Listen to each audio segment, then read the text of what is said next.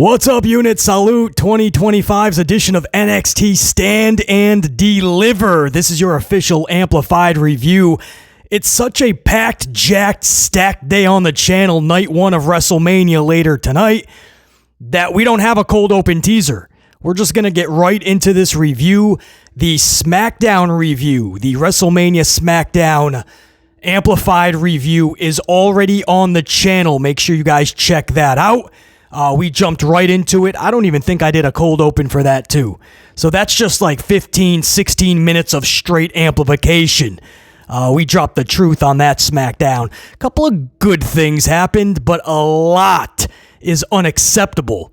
So check out that SmackDown review. Later this evening, late tonight, you guys will be getting the WrestleMania Night 1 review. Channel members, you'll be getting that first, probably by several hours, followed by all my subscribers will be able to check out that review not long after. So WrestleMania Night 1. Not sure if I'm going to go live for a couple matches, maybe the first hour of WrestleMania. That's always a big chance.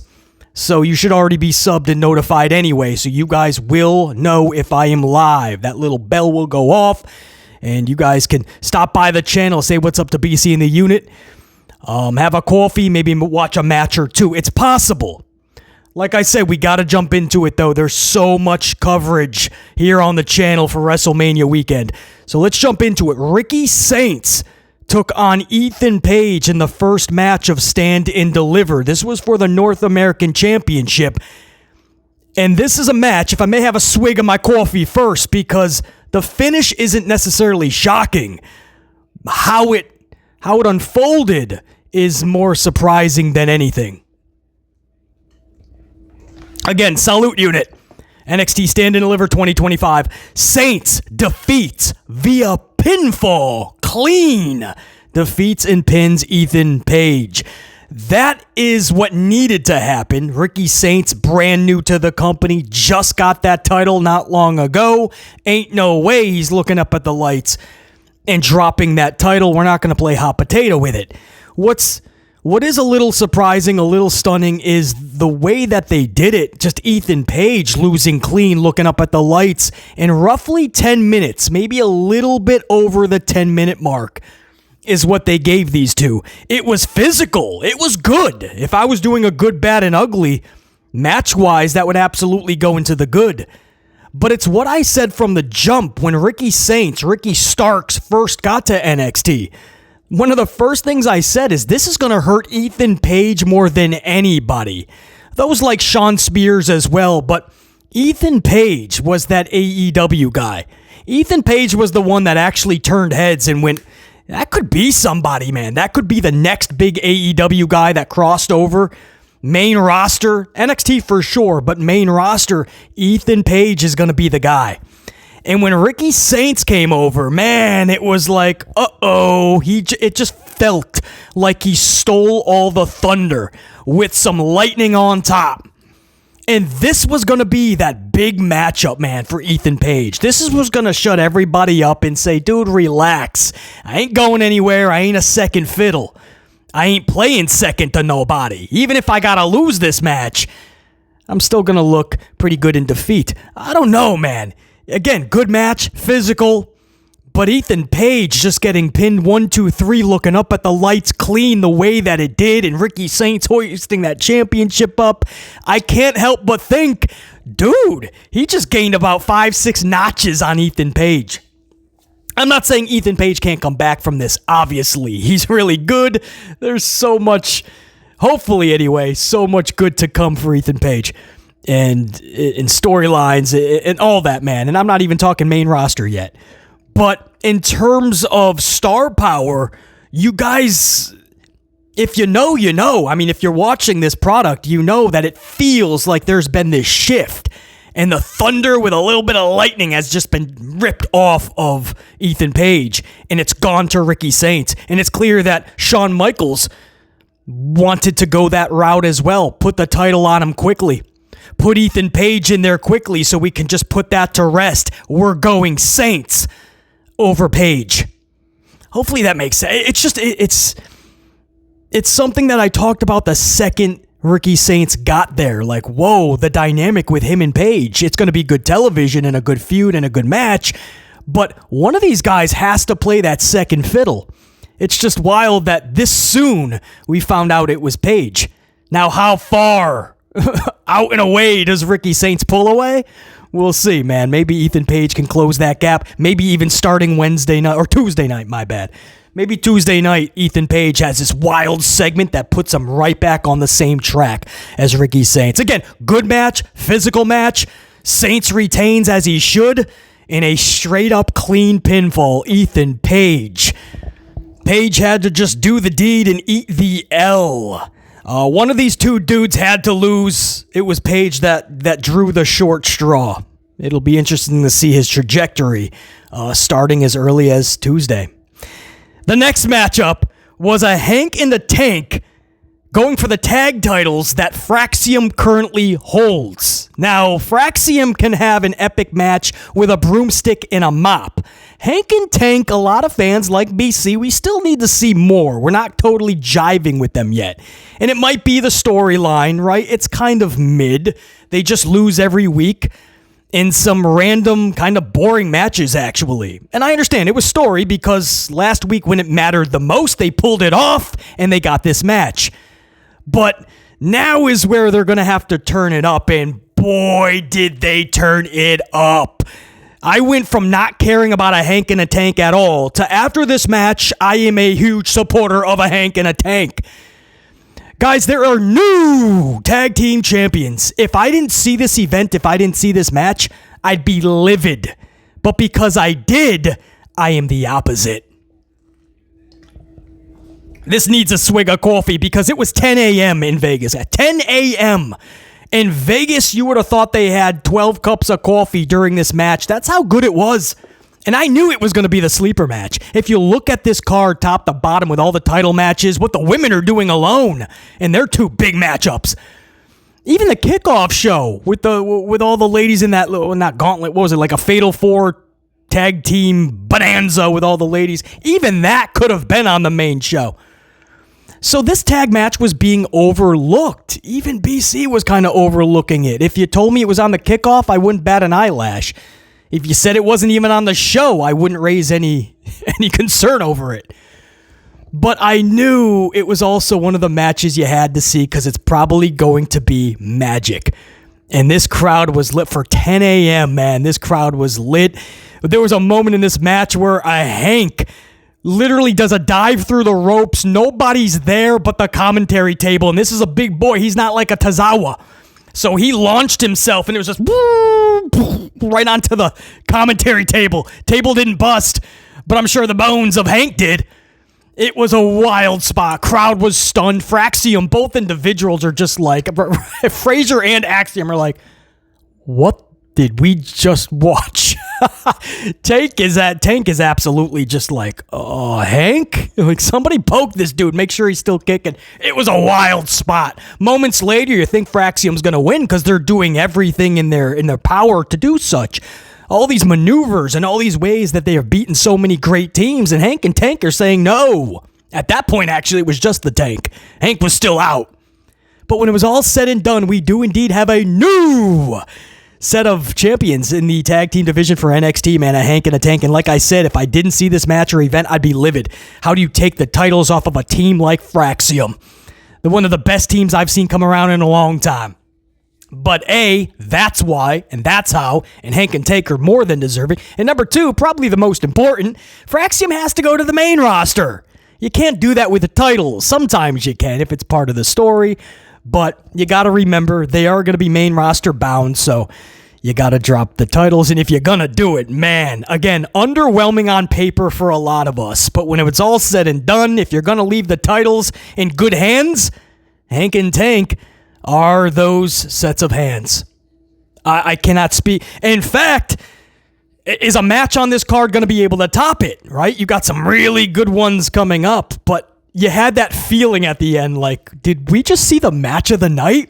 Even knowing what we have coming up, did we just see the match of the night? I can't give this more praise. I feel like I'm doing that every single time I'm talking about a Fraxiom match. On paper, I'm not feeling it at all. And then when it's all said and done, it's the match I'm probably most amped about, or one of. Anyway, man, if this was a good, bad, and ugly, I can't believe I'm saying this about a Hank and Tank Fraxiom match, I'd probably give it a great 2 goods. Wild. But it was time to move on. It is no secret this was the match I was looking forward to most out of the entire weekend. I'm talking main roster, guys. Both nights of Mania. Easily, this is the match on Stand and Deliver of all things. And it was the ladder match for the Women's North American Championship. And you have some of just my favorites in this matchup, man. And they put them to just like the Fatal 4-Way still to be talked about with Jada Parker and Giulia and Stephanie. And it's just wild how many, dare I say, epic talents are in NXT, especially for the ladies. And this was no different with Kelani and Ruca. And even Zarya is impressing me so much. When she debuted, a lot of us, including BC, were like, all right, what is like? My first thought was like a bootleg Jordynne Grace. Like, what are we doing? Zarya is even impressing. Hale just came back. Hale's got a great base. Hale keeps improving. Reminds me of like Liv Morgan, when everybody just bypassed her as another little pretty blonde, but then Liv Morgan kept getting better and better, and I see that in Hale as well. But this is just, and you put these wrestlers, these NXT stars in this ladder match where they really want, and I use that purposely, NXT stars, because they really have something to prove. And this ladder match is fit for someone like Ruca. I mean, I didn't expect her to necessarily win, but I knew you put her in a match like this because she is going to over-impress. She is going to make everybody turn a second time, third, fourth time, and go, who's this again? It might not be the big name like the Stephanies and the Giulias right now.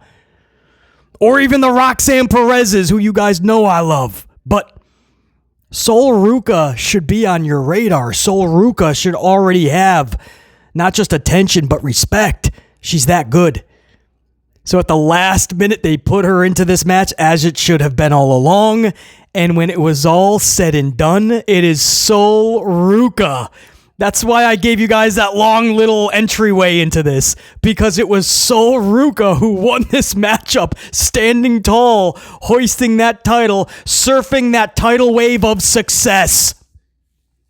It was so epic. I wasn't expecting it. I didn't really put any expectations on this match. I was just looking forward to all of these wrestlers doing what they do best in a ladder match that I know NXT will give them the opportunity to do their best. And Ruca, when it was all said and done, in the way that it was done, Soul Snatcher from the ladder onto Izzy Dane, then a subsequent one right after to Hale. I think there was even a third one delivered. I forgot to who. I don't think it was Lonnie. But she just went on a soul-snatching spree. But the one from the ladder onto Izzy Dane, wild. I don't think any of them really took it top-notch. None of them took it spectacularly, but what is spectacular is the move itself, and that she still did hit it, subsequent, one after the other. But it was the moment where she was up at the top of the ladder with her friend and partner Zarya, and they were just like, dude, I don't want to have to do this. Let's go. Boom, boom. She starts just wailing away onto Zarya. I mean, that was just chef's kiss storytelling. And Ruca ends up soul snatching the lifeline of the NXT women's division, man, at least for that North American Championship. And she takes that down and she rides that wave, man. And I'm like, yes, let's go. It's Ruca's time. I'm going to give you guys a hot take possibly, but it shouldn't be because it's the absolute amplified truth, as I always give you on this channel. Ruca, just watching her on top of that ladder with that title and watching how good she is and how fast she's just rising, this rising star. Ruca is everything Charlotte Flair was supposed to be. Think about those words and let it resonate. Comprehend them, Because it's amplified truth. Sol Ruca is everything Charlotte Flair was supposed to be. Those are heavy words. Heavy words.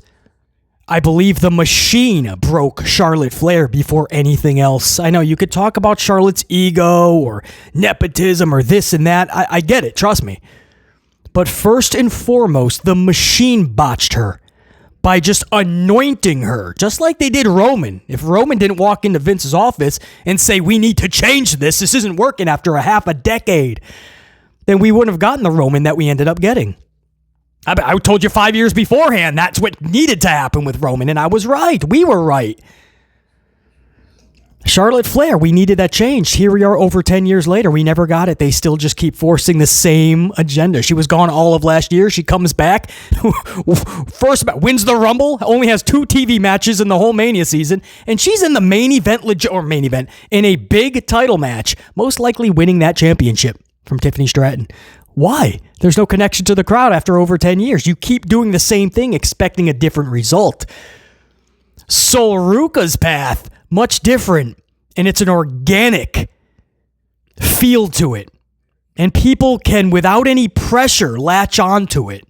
Latch onto Sol Ruca and her rise to success, because this is a rise. Maybe not meteoric, and I like that about it. I mean, when I first saw Sol Ruca, I'm like, what is this? With all the talent they have, they're giving her airtime, and then you see 1 match, 2 match, see the things she could do, and you're like, why do we not have more Sol Ruca? This is everything that Charlotte Flair was supposed to be. I just bring that up because that is the blueprint. That's it. If you were ever wondering where it went wrong with Charlotte, you got to take it back to the basics. Take it back from step 1.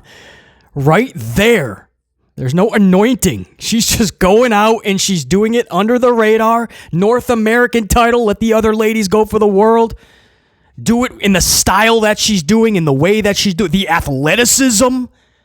Just how good she is. And she's doing it in her own way. Her own methods. Left field and a hockey stick sometimes, right? She ditches the glove for a hockey stick and she's standing there in the field like, I can catch it. I know it seems unorthodox at times, but that's Sol Ruca. It's just, man, they gave her the ball in this matchup. They gave her the ball on this event. She'll forever remember this WrestleMania weekend, no matter what comes in the future. Hopefully big time matchups on Mania itself on the main roster, but she'll always remember this one, man. This was the one where the company said, all right, we're going to give you a ball here. Don't fumble this. Sol Ruca won't. I got to give props to Hale as well. Hale leaped off this little thing, a bundle of fury. She jumps off of the ladder, man, over the top rope, and she takes out everybody. Usually I don't like those spots, but damn, did she go full throttle amplified. Blew out a hip in the process. She was like holding her hip like, damn, that hurt. I would think so. These women gave it their all. I knew they were going to. You put this crop of ladies in that type of match, let them rock. I don't think I would have a problem with anybody actually winning. Izzy? I don't know. I don't know seeing Izzy win that. Unless you have like an epic reasoning for it story-wise. Much respect to Izzy, by the way. She held her own. But, okay, maybe one or two. But everybody else, I don't think I would have an issue. Just go out and rock it out like I know they're capable of. That's all I'll say about it. All right, I try not to go too long, but I just had to give so much props over to Sol Ruca. What a calling card moment. I mean, she was put on the map. If everybody was overlooking her, and I can see why, the crop of talent in this division, in that brand, NXT in and of itself, the ladies are just top notch. It literally, I believe, is the best women's division on the planet. NXT holds it. And that's saying something because WWE's women's division is amazing. AEW's is really lighting up. I mean, when you just see what Athena and Mercedes did, and then that's going to lead to Mercedes and Toni Storm. But the NXT ladies. So I know it's easy to overlook Sol Ruca, but after tonight, I don't think that's going to happen. Oh, what a moment. Can you tell BC pumped? How you going to follow that, Mania? How are they going to follow this? Swig of coffee, we'll go match 4. How's match 4 going to follow that? Now, I will say this about match 4. Dark State versus Tony D and the fam. while in totality, it might not match what the women just did in match 3. Headline-wise, this is huge. It's at least right up there with Sol Ruca getting that title, and depending on how you look at it, an even bigger story. And it left BC going, why, Stacks? Why? That almost came up Vince, right? Why? Why, Stacks? He completed the turn, man. We knew it was coming. The story was going that way.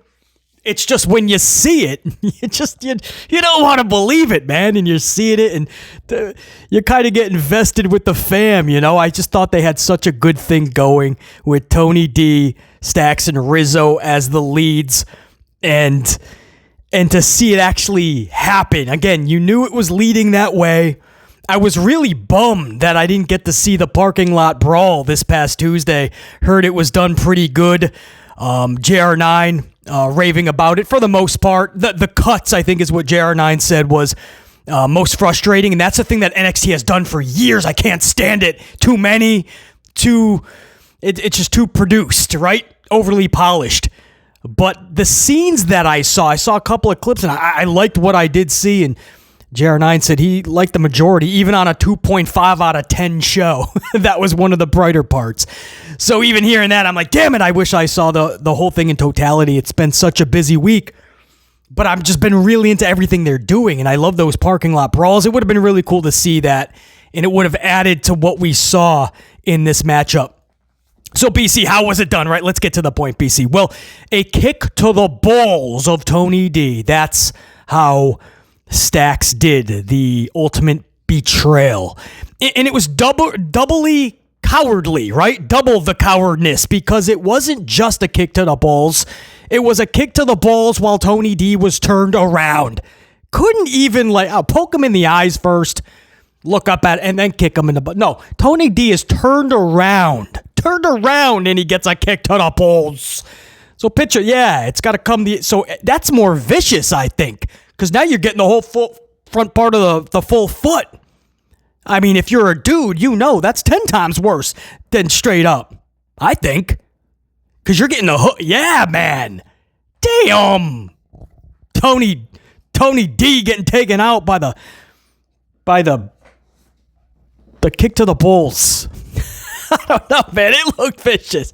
I'm just recounting it. It actually, he laid in. I don't know maybe they worked it out backstage where Tony D says, lay into me, dude. And Stacks is like, nah, dude, lay into me. All right, if that's what you want me to do. And moments later, guys, obviously, right? You don't need me to tell you this. Dark State picks up the W, right? These type of turns, these type of situations, these type of finishes lead to just that, the finish. Tony D, family. By that, it was the perfect way to finish it, right? Everybody saves face. Yes, Dark State picks up a big W. They need that right now more than anybody. And Tony D and the family lose nothing. The big headline is how this was done, not the fact that they ate a loss. And I got to give props to Rizzo. There was a moment toward the end of this match where she was up on the turnbuckle and she was dropping a couple of members of Dark State, just flying off of that turnbuckle down below. And she got higher than a 747. Any higher and she would have to contact air traffic control, notify them that she's taking flight. Who would have thought Rizzo? And I've been liking this gal more and more by the week. Every time I see her, hearing her voice, I'm like, just give her a 20-minute promo. Fits perfectly with the fam. But to see her, what is that? Eddie Guerrero would be like, damn, what is that? The heck was that? Rizzo taking flight. I had to give a moment of props over to Rizzo, as I always usually do, but I had to say, I know that pales in comparison to the big storyline here. The turn actually happened at 2 Brute, at 2 Stacks. So it's going to be interesting, though. That doesn't mean it's the end of the story. Now we see where this whole, family implosion leads to. But everything was done so well, man. Stacks questioning he was just getting annoyed with following the orders, and he thinks he can do it better. And Tony D just getting pissed off. Like, dude, you keep overriding me. You keep going above me. You keep calling the shots when you're not the one in charge. They were both. It became a sitch where they just couldn't coincide. Can they coexist? We finally got an answer with two wrestlers, right? No, they can't. They can't. And I like how Rizzo is sticking with Tony D, and it doesn't look like I'll just lay this quiet. It doesn't look like everybody might stick with Tony D, though. I'm just saying, starts with an L. Maybe sides with Stacks. Just saying. I ain't gonna ruin any storylines. Well done. That's what I mean. That's what makes complete events, right? Not just the wrestling action, the boys and gals doing their thing, but some really cool, innovative, creative finishes, some surprises, maybe some heel turns or some type of twist. These are the things that need to happen at the event. And if you're doing your television shows properly, you're building to that big climactic moment at the pay-per-view, now called Premium Live Events. Well done, Shawn Michaels.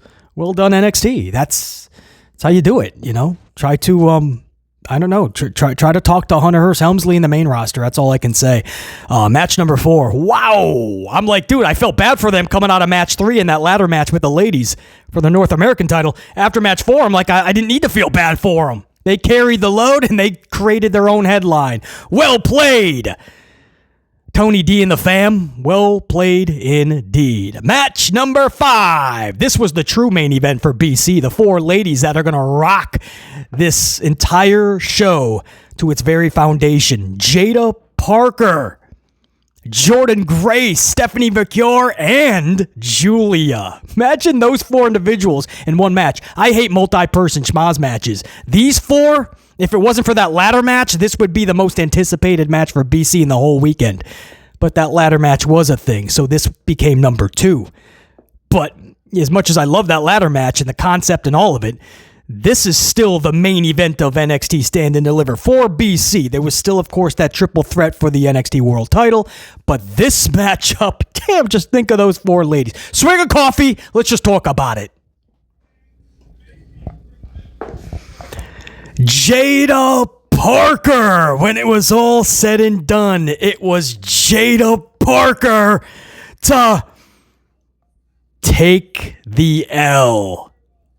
Eat the pin and look up at the lights. I love Jada Parker. I love all these ladies. You know that. Their talent speaks for itself. Their star power is amplified already, and they're all just really beginning their journeys in NXT. Go figure, man. But Jada Parker, man, it was so tough to watch it.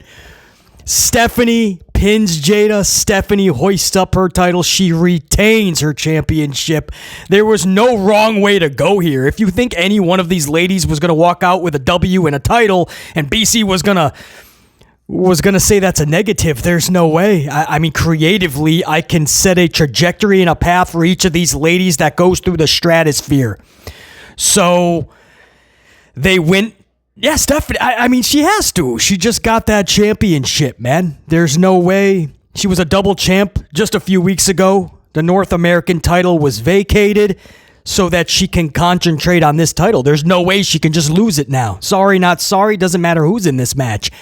But it's wild to think that it looked like the company was going main rocket on Giulia, right? And a little bit of the rocket on Stephanie, right? Stephanie get the North American title. Giulia get the NXT Women's Championship. And then that little hiccup happened with Giulia. She had to take off for a minute. And so it went over to Stephanie. But Giulia's back now, ready to rock. And they're like, nope. We're going Stephanie. And the crowd, they were popping for all these individuals. Jordynne got a nice pop. Jada throughout this match. Giulia, obviously. But Stephanie, she was, if there was a brighter rock star in this match for the crowd in attendance Vegas, it was Stephanie. So the company is now going full throttle rocket. The crowd is going full throttle rocket. It's almost like it's surpassing Giulia and what Giulia was supposed to be. We just kind of talked about this earlier, right? With Ethan Page and Ricky Saints. It was supposed to be Ethan Page. Ricky Saints comes in and they're going Ricky Saints.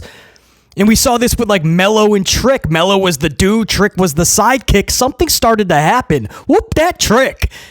That caught on. Trick started becoming up, and all of a sudden, Mello was kind of like, I better get to the main roster quick, or Trick is going to outshine me, and that's going to lessen my value on the main roster.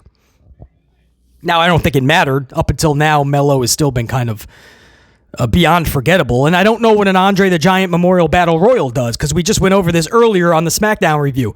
There's been 10 of these in the past, these Andre Battle Royals. 7 out of the 10 are not even with WWE anymore. So only 3 remain. One of them is injured, Bronson Reed. It's almost like a curse more than it's a good thing. We'll see. Hopefully Mello's trajectory is different after this. But it's just like a Mello Trick situation. Ethan, Ricky Saints. Giulia was supposed to be the one. Stephanie plays second fiddle. Stephanie has overtaken it, I feel. And after this match and listening to that reaction, watching Giulia look on like, damn it, that's my moment. That's my spot. You're doing what I should be doing, hoisting that title while they all cheer for you. Now, trust me, Giulia's going to be fine. Jada's going to be fine. George, trust me, man. It's not a detriment to anybody that nobody can dig out of this. It's just wild to see this in real time. Stephanie has just like, you could see it, right? In real time, if you've been following the product, you saw the company was going Giulia, then Stephanie. Now, it's clear, Stephanie. This little hiccup with Giulia definitely, it's just wild. It's wild. Giulia's going to be just fine, as I said. This matchup's so good. Like I said, main event for BC. I don't know how the actual main event would top this. We're going to talk about it, though. See if it did. But this, the crowd was, again, like I said about Fraxiom, actually, for 10 a.m., that crowd's been legit. NXT usually does that, though, especially for these PLEs. Like, they've been down in coffee all morning like BC. But they were so into this matchup. Jada was stacking bodies in the corner. She stacked them up, trio status. All 3. Stepping. And then booty to them all, man. Dropped them all with a triple stack. Jordynne was the power in this match, clearly. Giulia doing what she does best, better than everybody, which is why she tops all these lists every year for like PWI, 250, whatever they call it for the ladies. She's always top spot, number 3, number 5, always, because that's what she does. Even when she wasn't in the States, man, you kept hearing the name Giulia for a reason. It's what she does. But Stephanie, it's her time, and she's so damn good. So if the company's going to put a rocket on her, just sit back, max, relax, while Stephanie drops the facts. That's it. There's nothing left to be said. I mean, it was a straightforward matchup. Everybody just rocked it out. Crowd was electrified. Stephanie was just the most amplified. And again, Jada takes the L. Oh, but I see so much greatness for all these ladies going forward. That's it. I could run in circles with word salad, but I'm not going to Hunter Hearst Helmsley you and just say a whole bunch of nothing. So good. We're going into the main event, and this is already a good event, clearly. But you start thinking about Mania Night 1 and Night 2, and you start to ask the question, did Shawn Michaels just do Hunter Helmsley dirty? Filthy. Can Helmsley do anything that tops this? Let's talk about it. Main event. Oba, Trick, Javon. Championship on the line. So in this matchup, the main event triple threat for the NXT Championship was all said and done. I think it's how a lot of us saw this going down, right? Oba retaining, Oba collecting the W, the pinfall. And Javon Evans, the one eating the L straight up. I don't think any of us truly thought that Trick Williams would take this loss straight up. And it wasn't. It was Javon Evans. But how we got there, so much fun. This match, you would think by the end of the night with everything they just saw, Fraxiom in that matchup, and what the ladies did in both of their title matches. And you can even say Saints and Paige and how they started this whole thing off. By the time you get to this matchup, Vegas up early, this event starting at 10 a.m., they could have just sat on their thumbs and just been like, whoa, you know what I mean? The coffee is starting to I need more coffee. But these 3 dudes absolutely just lit it up. So as much as I say that Fatal 4-Way for the ladies should have been, and to me is my main event, these 3 did say, hold my coffee, I'll at least make you a believer. Because you guys know, BC was not on board with this whole feud. So, I mean, this is how honest I am being right now when I say this match more than delivered.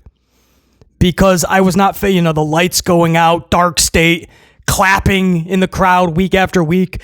It was just weird. I could have gone so many more different avenues creatively for these three. But it doesn't matter.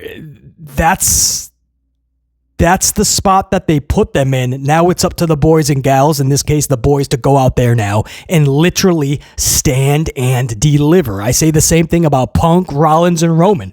I'm not happy at all with how this whole thing went down. No championship on the line, custody for Paul Heyman. But when the bell rings, it's up to them now. Mania's going to be good, I feel, right? Saturday night, tonight, tomorrow. Mania's going to be good. The boys and gals are going to rock it out. As long as Hunter gives them semi-decent finishes, a couple of surprises each night, it's going to be a good event. We just can't forget about how lazy and nonsensical and non-existent Mania season has been. So we can't let him off the hook just because he was good for 2 nights. Mania ended up being good. See, everything's okay, guys. It doesn't matter that we got a bad Mania season. No. But when the bell rings tonight for all 7 matchups and tomorrow, expect the boys and gals to rock out. So for BC on paper, no, I wasn't too excited for this main event. During it and when it was all said and done, I was like, fuck yeah, bro. That was a main event.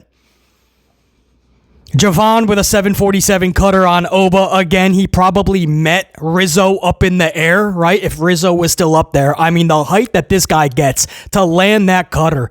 If you ever have a mixed matchup, where you're going to put a female in there with a male or something, like we used to see with China at times. China was the former IC champion, actually. But man, Soul Ruca versus Javon Evans. Could you imagine what they could do? Soul and her soul catcher and snatcher and where she can do it from and execute it from. And then what Javon does with his cutter. So the soul snatcher and some of the things I saw, again, Rizzo, amazing what these wrestlers can do today. But Javon 747 was a highlight. There was a Wreck-It Ralph sequence where Oba chucks Javon through the timekeeper's barricade. Like usually Braun Strowman will spear somebody through. This is just Oba chucking Javon through it. And then subsequently, immediately after, Trick takes Oba and just slams him through the commentary table. So it was a total Wreck-It Ralph situation where crowd was up on their feet because everything's getting destroyed.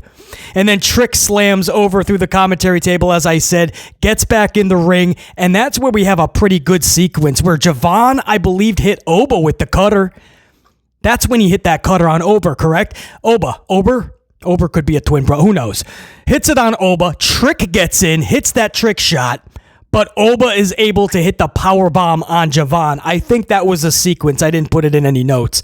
I'm just going on recollection.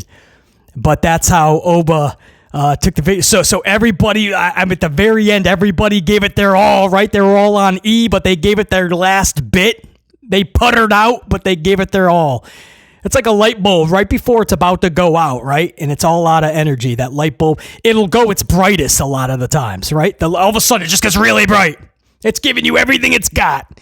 All 3 did, but Oba in the end was just too much, man. So Oba collects the pinfall, retains his championship. A pretty damn good main event. I was totally fine with Stephanie just winning, and that's it.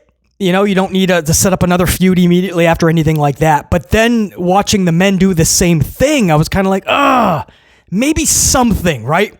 So if knowing what we know now, that it was just going to end with Oba also just winning the title and then going off the air. Maybe something in one of those 2 matchups. It doesn't have to be somebody coming out and staring, a stare off. But maybe something more than just the matchup, the victor, because no title change, obviously. Both champions just kept their championships. So still really good. It's just, man, one of them, if one extra surprise, one extra thing happened, man, I think that would have put this event so just over the top. That's how really good it was for a Saturday morning / afternoon. So again, that's your event, guys. Every match delivered. It's not that I'm in a better mood in the morning. The morning coffee is better than night coffee. It's not that. It was just such a good event. Just a good event. And it's a situation where now Shawn Michaels, did he say, hold my coffee? Did he tell Hunter Helmsley, his good buddy? Did he just say, follow that, dude? Just like at 25 with me and Taker, and 26, you couldn't do that with Taker. It may have been good, but you did not top what me and Taker did. You ain't topping my NXT Stand and Deliver. Oh, we'll see.